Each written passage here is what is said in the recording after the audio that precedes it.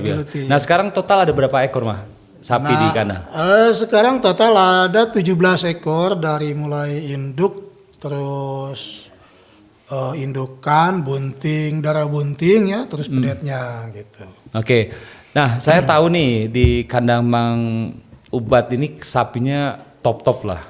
Iya, iya. Ya sapinya nggak banyak tapi kualitasnya super semuanya. Saya lihat sendiri. Iya. Nah, oke coba Mang Ibat dengan pengalaman selama ini kan berarti Mang Ibat ada ilmunya nih. Iya, Mungkin orang awam nggak tahu. Iya. Mang Ibat misalkan dikasih waktu 5 menit untuk lihat seekor sapi. Iya. Bagaimana cara dengan waktu 5 menit itu Mang Ibat bisa menentukan, sapi ini bagus. Ya. Nah, gimana coba Mang Ibat cerita Mang Ibat? Kalau melihat sapi bagus itu kan ya banyak faktornya gitu ya. Faktor dari dari bentuk tubuhnya, bentuk ambingnya gitu kan. Itu kan banyak itu faktornya. Kadang-kadang sapi itu dilihat udah jelas bagus lah. Kadang-kadang gitu kan udah dilihat bagus tapi hasilnya nol gitu kan. Itu pengalaman dari kami ya, Sudah jelas itu mula-mula wah ini sapi bagus. Tapi ternyata sapi itu susunya sedikit. Nah, itu lihatnya dari gimana tuh dengan belajar pengalaman itu Mang Ibat? Dari apa ambingnya letik apa kumaha? Iya, itu kan dari hasilnya itu. Oke. Ambingnya kadang mau diperas itu si ambing itu nggak keluar susu semua gitu. Yang keluar cuma 3 ekor, tiga puting. Aenomatitisna gitu. Iya, akhirnya masitis gitu. Itu kan nggak bisa kejual, itu kegagalan dari mencari sapi yang bagus itu kan. Kadang-kadang itu susunya cuma 3 puting kan, itu kan udah jelas lah merugikan gitu kan. Oke. Iya. Nah, Mang Ibat nih soal susu, berarti Mang Ibat susunya itu kan dijual ke koperasi. Iya. Mang Ibat berarti anggota koperasi lah, Mang. Iya. Nah, coba ceritakan dong Mas sedikit aja nih. Iya. Yang terasa nih selama ini Mang Ibat menjual susu ke koperasi itu yang berubah apa tuh, Mas? Ya, yang kerasa sama saya gitu ya. Saya bergabung sama koperasi kan. Oke. Dari mulai dari tahun 90 udah masuk ke koperasi, anggota koperasi ya. Terus berhenti, masuk lagi dari tahun 2014 itu. Mulai lagi. Ya tetap itu anggota nggak putus ya. Keanggotaan saya di koperasi itu nggak putus. Nah, sampai sekarang nggak berhenti gitu ya. Terus seperti apa tuh tadi ya keuntungannya keuntungan lah. Ya seperti keuntungan bergabung sama koperasi itu kan walaupun susunya murah gitu ya, dibayar murah ya, itu saya jadi bisa menjanjikan. Kenapa saya ngomong menjanjikan gitu ya, tiap bulan menang bayaran. Iya, dapat bayaran kayak orang kantor. Udah menjadi PNS lah. Nah, itu. Kalau PNS kan bayarannya bisa disebut pegawai negeri. Ya. Oke. Kalau saya bisa disebut PNS itu peternak peternak nasional. Peternak nasional sapi gitu kan. Oke, jadi merasa bergabung dengan koperasi itu menjanjikan karena ada kepastian pembayaran dari susu yang kita setorkan. Oke, luar biasa. Oke, Mang Ubat. Nah, Mang Ubat nih kita kan bisa tahu kalau sapi bagus itu kalau sudah di kandang. Nah, Mang Ubat boleh cerita nggak dapat sapi bagus itu dari mana? Nah, itu waktu itu saya dapat sapi. Ya itu dari kadang dari Bandung ya, Pengalengan. Oke, dari Pengalengan. Kalau dulu mah dari tahun 90 itu, dari tahun 90 sampai 2005 itu dulu saya banyak dapat sapi itu dari Garut. Oh, langsung dari Garut. Dari Garut karena waktu itu kan zaman Presiden Soeharto itu kan banyak sapi bukopin kan. Banyak sapi-sapi impor. Nah, sekarang mah sapi impor susah didapat. Oke. Ya, sekarang memang sapi impor sekarang mau keluar kan, udah keluar bukan mau ya. Sekarang kan udah keluar, tapi kan kalau untuk peternak seperti saya ini ya mungkin nggak kejangkau. Karena apa? Karena kalau ngelihat di harga gitu udah nggak bakalan kejangkau.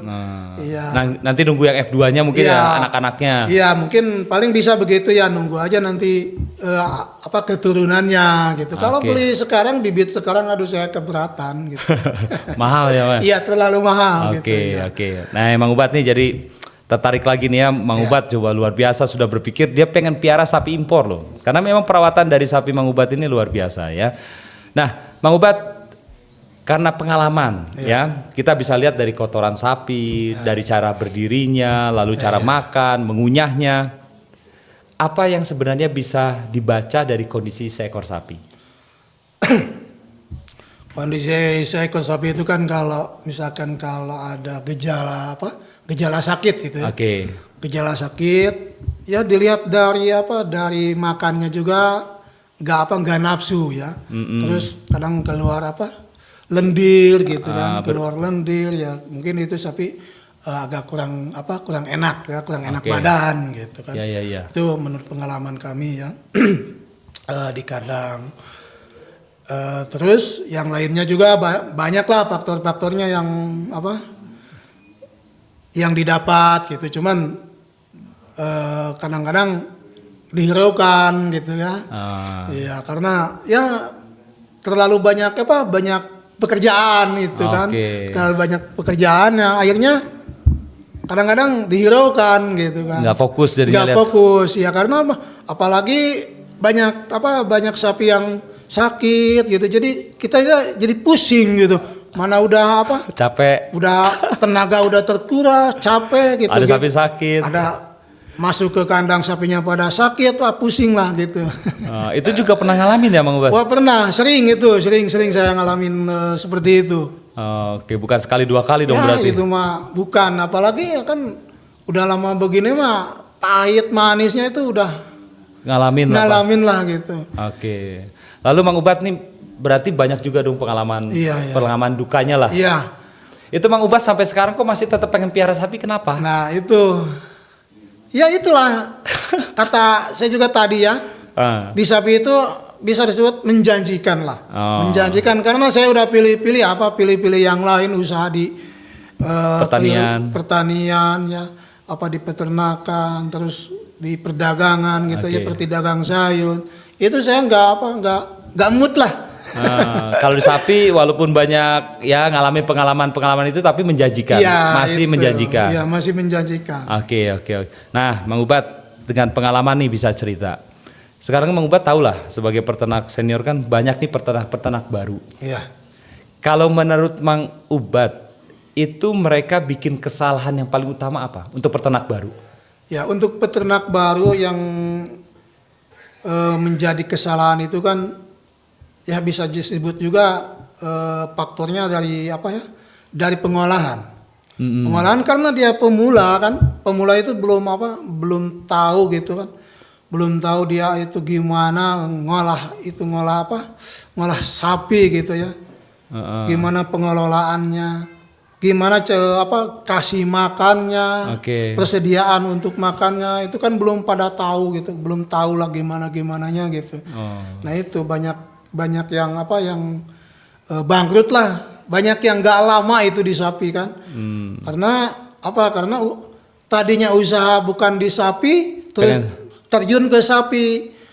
Kalau dia kira kan, kalau ngelihat orang yang sedang apalagi yang sudah sukses gitu di sapi, terus dia mau usaha di sapi, kan gak ngelihat gimana caranya itu, gimana prosesnya. Belum tahu kan, belum tahu prosesnya, caranya bagaimana.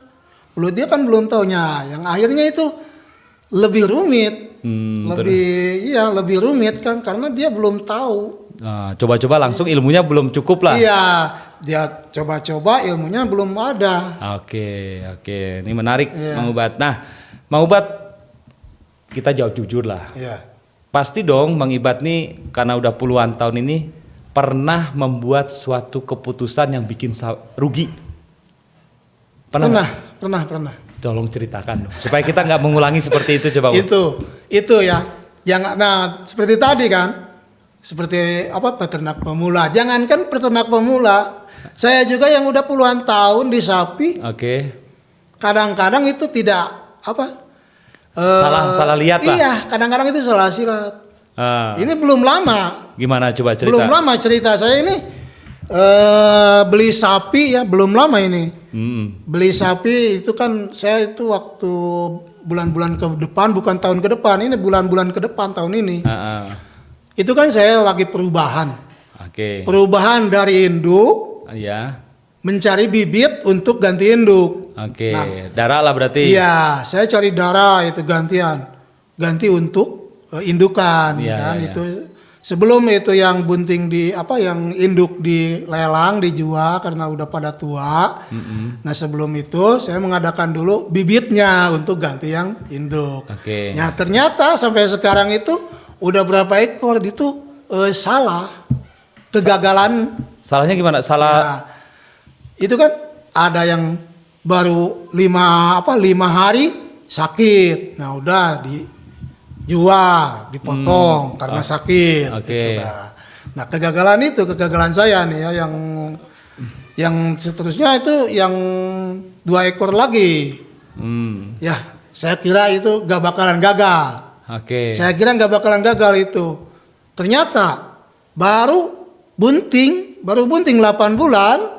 Ternyata keluar. Oh, keluaran. Ya, kan kalau di sapi itu abortus ya. Iya, abortus. Abortus. Nah, sesudah itu kan kalau sapi belum normal ya nggak normal itu melahirkannya, nggak 9 bulan gitu. Cuma 8 bulan itu bisa disebut nggak normal kan, nggak pas waktunya. Nggak pas waktunya. Akhirnya kan susunya sedikit, sapinya belum waktunya lahir udah lahir. Nah, akhirnya susunya jadi sedikit. Nah, itu bisa disebut kegagalan. Terus yang satunya lagi. Yang satunya lagi itu kemarin itu kan 3 ekor saya jatuh itu, rubuh. Aduh. Ya, yang satunya lagi. Iya. Udah dilihat, wah ini sapi cakep, bagus. Oke. Ya, karena saya juga kan pilih tadinya pilih bibit yang bagus. Ini sapi susunya, ambinya bagus lah. Bentuk tubuhnya juga bagus. Ternyata baru 6 bulan. 6 bulan udah abortus lagi. Waduh, terus-terusan saya kegagalan. Nah, itu jangankan pemula, saya juga yang udah baru-baru ini lagi. Iya, baru ini. Itu. Menurut Mang Ibat itu kenapa itu Mang Ibat? Apanya? Itu bisa begitu kenapa? Apa karena cuaca, salah pakan, atau sapinya kena penyakit atau gimana? Kalau perkiraan saya sih dari faktor cuaca. Memang panas sekali sih. Iya. Satu faktor cuaca panas, yang kedua faktor penyakit juga. Sekarang kan di mana-mana terus-terusan datang lagi penyakitnya itu. Kemarin udah PMK ya. Sesudahnya PMK LSD. Iya, LSD itu. Kemarin teman-teman saya divaksin. Oke. Sebelumnya itu vaksin PMK.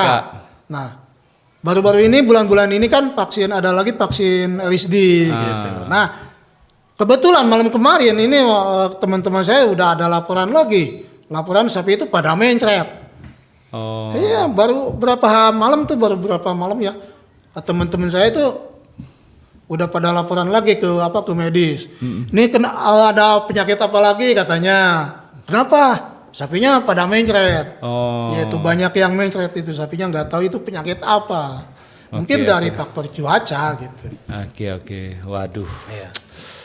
Turut bersedih juga nih, tapi tetap semangat kan Mang Ibat ya? Kalau kesemangatan sih saya nggak mengurangi semangat, terus semangat walaupun sekarang bertubi-tubi lagi dicoba lah datangnya ya. Itu lagi mungkin ini percobaan gitu buat kekuatannya itu sampai di mana. Betul. Nah, Mang Ibat nih, kalau menurut Mang Ibat nih, peternak itu harus merasakan apa sebelum benar-benar mengerti dunia sapi? Apa merasakan seperti Mang Ibat seperti ini? Supaya dia, ternyata sapi itu nggak semudah yang saya kira. Iya, ya itulah. Kalau pengen merasakan sapi harus siap-siap aja, siap-siap mentalnya harus benar-benar gitu. Harus benar-benar lah. Mental itu dari mental yang pokok yang paling utama itu mental kita yang harus dipertahankan itu. Harus kuat mental. Iya, kuat mental itu. Oke, semakin menarik ya Sobat Leori, kita akan kembali sesaat lagi. Ini dia Leori Dairy, aneka olahan susu segar dengan rasa yang istimewa. Oke, Sobat Leori, kita kembali lagi nih. Masih seru banget sama Mang Ibad. Oke, Mang Ibad ya, kita lanjut lagi nih. Mang Ibad, di luar sana tuh banyak orang beranggapan begini. Banyak sapi, berarti makin kaya, makin sukses. Menurut Mang Ibad bener nggak? Kalau menurut saya sih emang banyak itu tetangga yang bilang, oh sapinya loba ya. Sapinya loba banyak, sukses katanya gitu. Padahal gimana tuh Mang? Kalau menurut saya sih dibanding dengan yang lain gitu yang usahanya bukan di sapi ya, seperti di pertanian gitu. Ya nggak seberapa lah gitu. Nggak seberapa menurut saya Mang gitu. Nggak seberapa kalau apalagi dibanding-bandingan dihitung sama omsetnya. Iya kan? Omset saya misalkan sapi saya misalkan 20 ekor. Ya. Omset saya 20 ekor. Kalau dikalikan kali 20 juta cuma berapalah sekian lah ya. Sekian. Tapi kalau ngelihat omset dia yang ngelihat saya gitu. Katanya enak. Karena sapinya banyak, asetnya banyak nih gitu. Karena ngelihat sapinya aja banyak, tapi kalau ngelihat aset mah nggak sebanding sama yang punya usaha yang lain gitu, seperti yang punya pertanian gitu kan. Kalau pertanian kan sudah punya lokasi sendiri kan.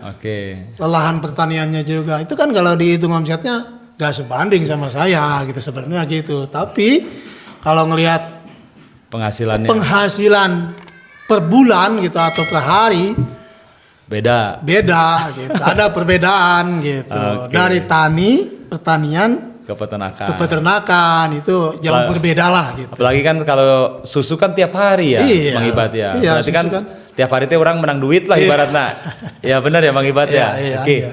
Nah, dalam usaha sapi nih Mang Ibad selama ini, kira-kira yang paling sering bocor tuh habis duitnya tuh karena apa? Beli pakannya. Iya. Satu dari itulah yang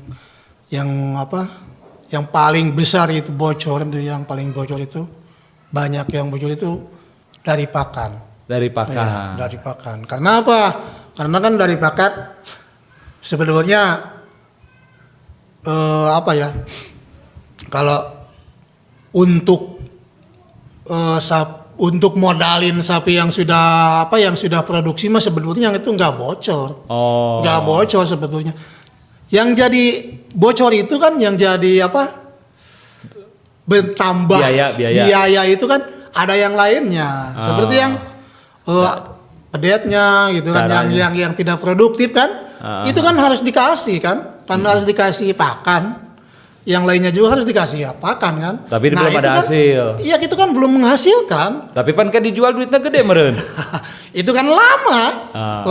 Kita harus investasi dulu lah. Iya, harus investasi dulu. Kita itu cari modal untuk pakan yang belum produktif itu kan dari mana? Yang terpaksa ngambil dari yang sudah produktif. Berarti dari sapi yang sudah menghasilkan, buat dianya juga, lalu buat teman-temannya di kandang, belum buat kita. Iya, belum buat itu. Jadi dapur itu asalnya satu dapur untuk sapi jadi banyak gitu dapurnya. Nah, misalkan nih Mang Ibad, ada anak muda punya modal 100 juta. Bukan duit orang 100 juta, pengen beli sapi. Nah, yang pertama kali Mang Ibad dengan pengalaman Mang Ibad kasih tahu buat anak muda itu seperti apa? Kalau menurut pengalaman saya sekarang ini kan, kalau pengen usaha di sapi itu jangan dulu beli sapi. Kalau menurut pengalaman saya sekarang gitu ya. Mau usaha di sapi itu jangan dulu beli sapi lah. Cari dulu lokasinya, bikin dulu kandangnya. Ya seperti apa lokasi itu kan, kalau zaman sekarang itu cari rumput itu susah. Oh. Kalau kita nggak punya lokasi Berarti sendiri. harus punya lahan rumput. Iya, itu sediakan lahan rumputnya dulu. Oke. Sediakan dulu kandangnya, baru beli sapi. Jangan beli sapi dulu. Baru nyari lahan rumput. Iya, baru nyari lahan. Jadi kita lebih susah lagi. Lebih susah dari cari rumputnya gitu. Apalagi musim sekarang ya Mang Ibat. Apalagi musim kemarau seperti sekarang. Itu kalau di Gunung Batu sekarang nih Mang, di tempat Mang Ibat, Ya. eta nangan jukut ke mana? Ya itu mah, ya kebetulan saya itu punya kenalannya di pasar, itu ya Oke. Pak. Punya kenalan sama orang pasar gitu yang dagang-dagang di pasar itu kan. Saya itu kan memanfaatkan mengambil limbah sayuran. Contohnya apa aja tuh yang diambil Mang Ya, Ibat? yang contohnya ya seperti kulit jagung, Oke. ya, terus limbah-limbah sayuran seperti dari kol gitu ya, terus dari ya banyak lah, dari limbah-limbah sayuran itu yang diambil itu, makanya banyak orang ngelihat saya itu enak. Karena apa? Karena kalau ngelihat ngarit saya itu kan nggak bawa arit, Ke pasar. iya, jebak ke pasar. Masa ngarit ke pasar katanya gitu kan? Emang di pasar itu ngarit apa sih katanya gitu kan? Ya itu kan banyak di pasar limbah-limbah sayuran. Bawa kulit jagung banyak. Iya. Sekali dari pasar kira-kira berapa itu Mang? Ya kalau Dapatnya berapa karung? kalau lagi banyak gitu ya, ngambil limbah sayuran itu ya kira-kira satu mobil itu di pasar itu lebih. Tiap hari? Iya, tiap hari itu kalau Berarti lagi kejamin banyak. sapinya Mang Ibat? Kejamin. Oke, alhamdulillah kalau begitu. Nah, Mang Ibat kita maju lagi nih. Dengan pengalaman Mang Ibat kan berarti tahu, Iya. milih sapi tahu, Iya. ya kan? Misalkan nih Mang Ibat ngelihat sapi, yang pertama begitu Mang Ibat masuk sapi yang mau dilihat, yang diperiksa tuh apa dulu? Nah, itu. Dari posturnya tuh apa dulu?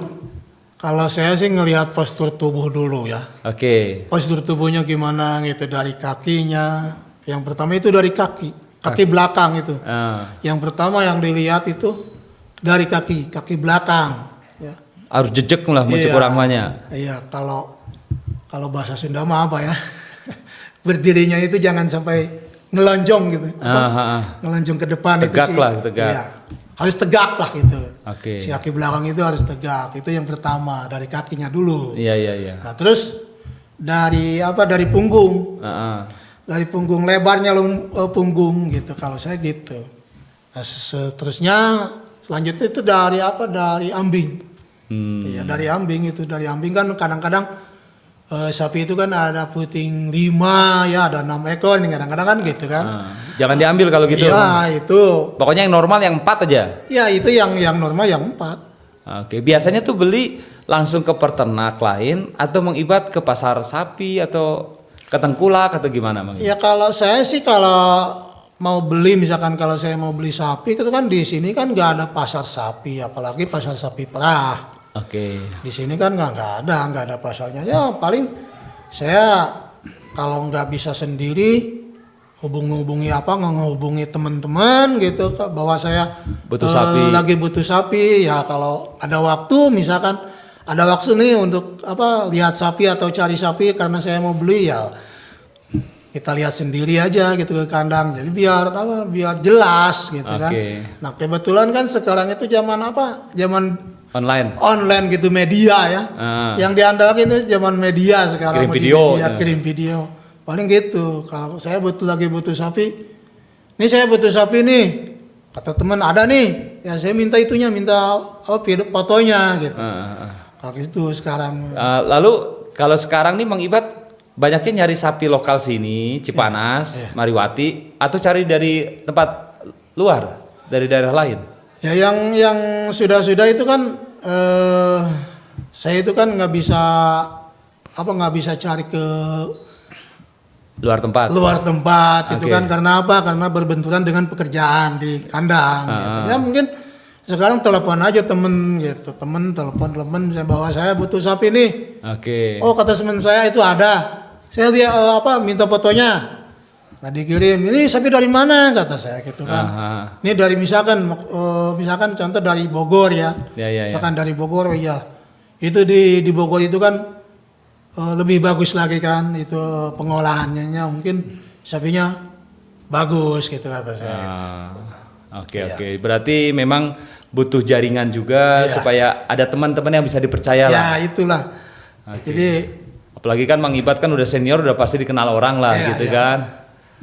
Oke, makasih banyak nih Mang Ibat ilmunya nih. Berarti memang kita juga butuh orang yang memang bisa memberikan yang sapi yang bagus ke kita ya Mang Ibat ya.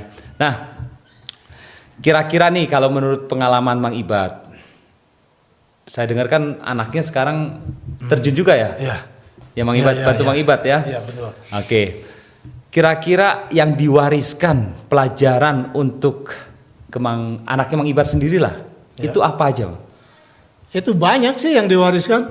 Yang paling utamanya lah Mang, supaya anak Mang Ibat nih mau terjun ke peternakan sapi. Iya. Ya itu kan yang diwariskan sama saya mah ke anak gitu ya. Satu, harus gigi gitu, harus tekun lah. Tekun gitu. Karena kalau nggak tekun nggak bakal berhasil gitu. Gigi. Ya seperti lihat aja dari pekerjaannya gitu kan, pekerjaan di sapi itu bukan enteng. Oke, dari pagi ya Mang ya? Dari pagi itu nggak ada waktu luang untuk yang lain gitu, kayak gitu kan yang dirasakan sama saya itu kan. Terus, nah ke anak juga begitu. Silakan kamu mau seperti bapak gitu, jadi di usaha di sapi jadi tukang ngarit.